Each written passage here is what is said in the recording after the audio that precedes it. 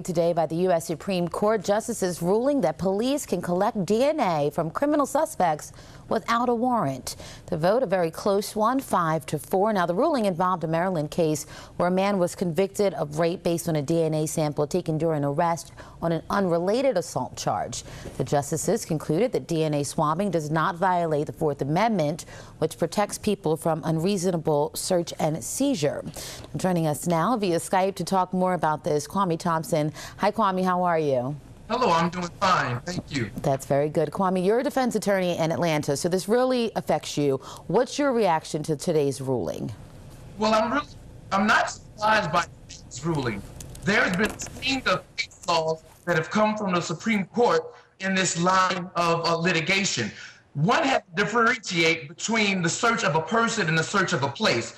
Detainees and people who are arrested expressly for those who have been arrested for felonies and violent crimes have diminished personal rights, and their rights to their reasonableness when it comes to seizures and searches is different than one that you and I may have. That's right. And technically, I mean, every criminal who's out in the system right now could actually be swabbed and matched for previous crimes at this point. What do you think about that?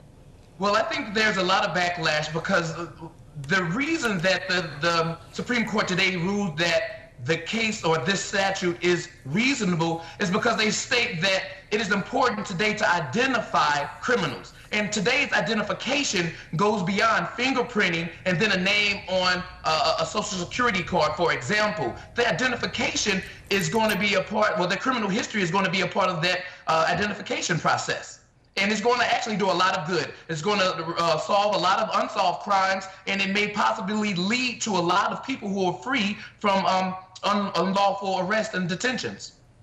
I can imagine. So the vote, though, closed 5-4. Do you think this is it? Do you think this is going to come back again? Will this stand?